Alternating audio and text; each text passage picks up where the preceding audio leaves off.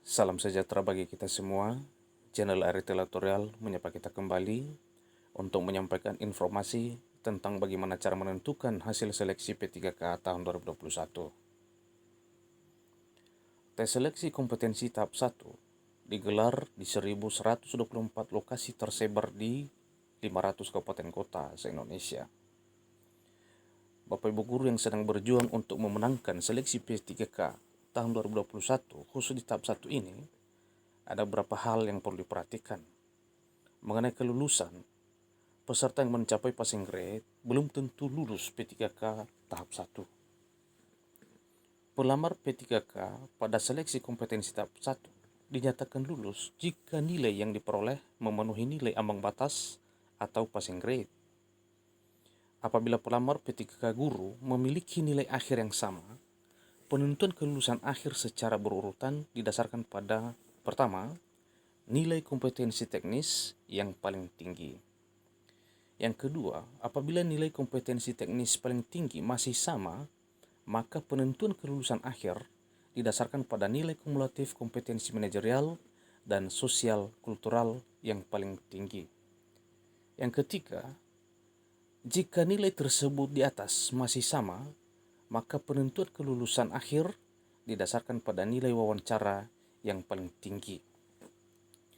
Namun jika nilai masih sama, maka penentuan kelulusan akhir didasarkan pada usia paling tinggi dan kriteria yang telah ditetapkan Kemendikbudristek.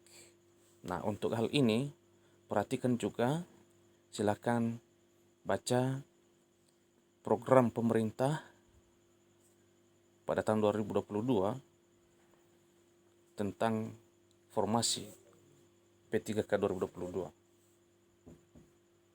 Sementara itu, pada seleksi kompetensi P3K Guru 2021, ada 4 kriteria pelamar P3K Guru.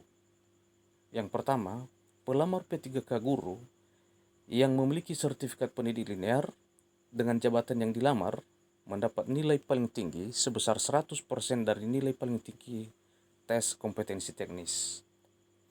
2. Pelamar P3K Guru yang berusia di atas 35 tahun terhitung saat melamar dan berstatus aktif mengajar sebagai guru paling singkat 3 tahun secara terus-menerus sampai dengan saat ini.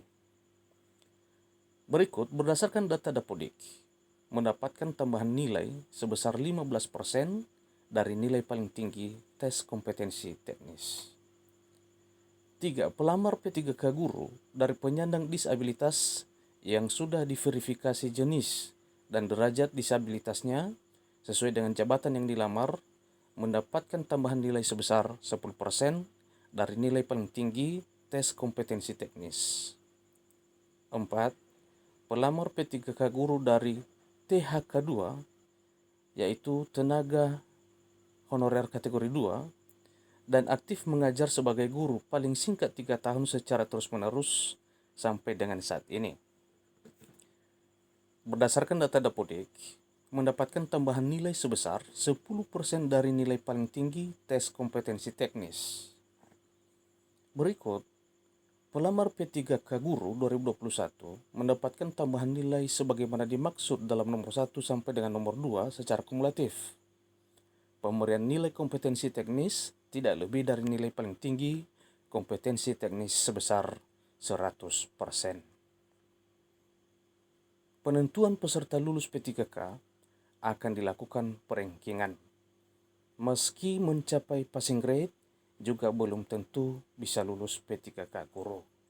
Nah, inilah yang perlu diperhatikan dalam hal penentuan kelulusan seleksi P3K Guru tahun 2021 bagi Bapak Ibu Guru yang sudah menyelesaikan tugas di tahap 1.